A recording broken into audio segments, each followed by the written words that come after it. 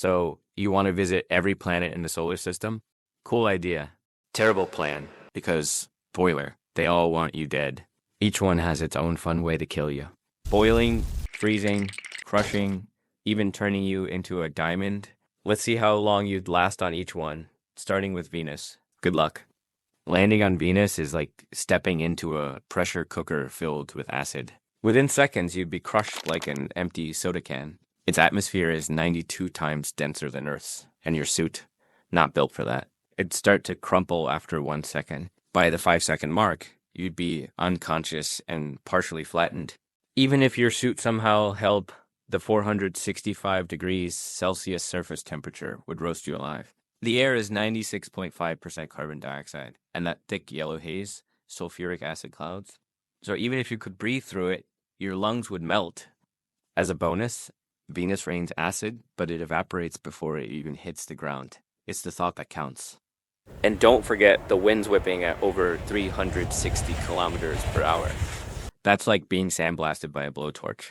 You wouldn't even get the chance to scream because your vocal cords would cook before the sound made it out.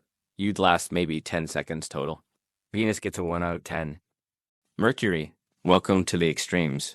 Mercury's night side is extremely cold, dropping to minus 180 degrees Celsius. It doesn't even have an atmosphere to trap heat.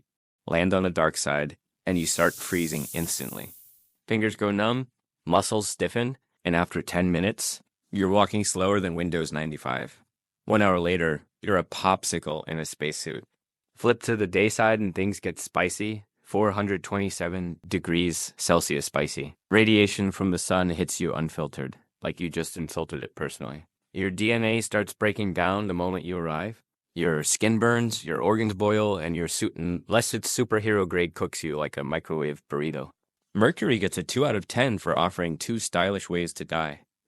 The most overhyped planet in history. Mars looks inviting like the hotel of the solar system. Nice red tones, mountain views, all that. But open the door and it's all lies. The air is 96% carbon dioxide, and the pressure is 0.6% of Earth's. That means without a fully sealed suit, your blood starts boiling in seconds. The cold isn't much better. Average temperatures sit at minus 63 degrees Celsius, and then there are dust storms. They're not strong enough to knock you over, but the fine dust gets into everything. Think sand at the beach, but more fatal. It clogs air filters, scratches visors, and can mess up your life support system. And just when you think you're safe inside your rover, static electricity from the dust storm fries your electronics. Suddenly, you're locked in a metal coffin with no heat, no air, and no way to play Spotify. That earns Mars a generous 5 out of 10 points for ambition, but still a death trap. Jupiter. You can't land on Jupiter. It's a gas giant. No ground, just endless atmosphere. You'd fall and then be crushed. As you descend, the pressure builds fast. In a few hundred kilometers, it's strong enough to destroy your ship. Lightning flashes everywhere around you. Massive bolts with the power to nuke a small city. The temperature keeps rising. The winds slam you around at hundreds of kilometers per hour, and then the hydrogen around you turns metallic. Yep, metallic hydrogen. It's weird here. You might see bizarre cloud bands, massive storms, even the Great Red Spot, an eternal hurricane the size of Earth. Beautiful, also deadly. Eventually, the pressure crushes your body into goo. There's no heroic end, just an implosion. Jupiter gets a 3 out of 10. Majestic, but fatal. Now we have the most iconic planet, Saturn. Saturn's iconic rings are beautiful until they tear your ship apart. They're not solid. They're made of house-sized rocks and ice chunks, moving at 70,000 kilometers per hour. Hit just one, and you're cosmic confetti. Let's say you make it through and dive into the planet. Saturn is also a gas giant, so there's no surface, just layers and layers of gas. You descend through ammonia clouds, then hydrogen and helium storms. Winds reach 1,800 kilometers per hour. The deeper you go, the more the pressure builds until eventually you're a very dense pancake. Saturn gets a 4 out of 10. Stylish rings, though.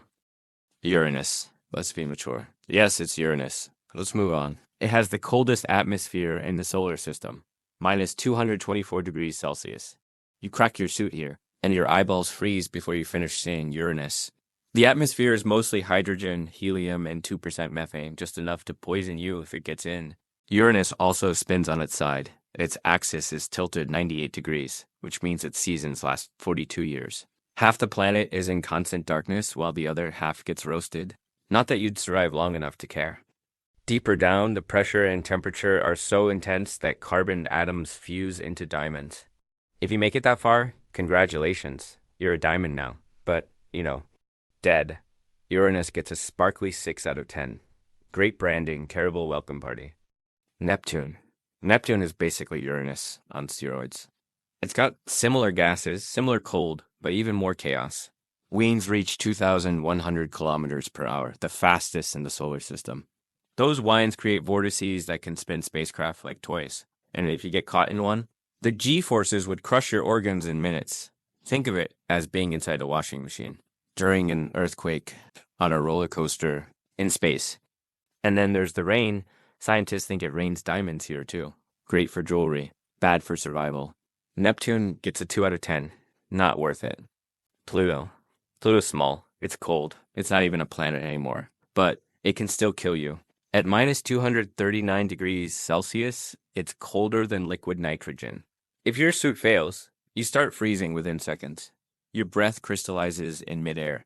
After 2 minutes, your body's a frozen statue. At least it's a quiet death. No storms, no pressure, just silence. Still, it's not all bad. You get a beautiful view of the Kuiper Belt and a lovely tombstone that says, "Frozen in style." Pluto gets a 7 out of 10. Bonus points for drama and elegance. So, yeah, visiting every planet. Great idea in theory. But in practice, it's just a cosmic death tour. A guided safari of how space hates you. Stick to stargazing. Or Earth. Sure, it has traffic, bills, and reality TV. But at least it doesn't turn your blood to gas. And if you want to see more, subscribe.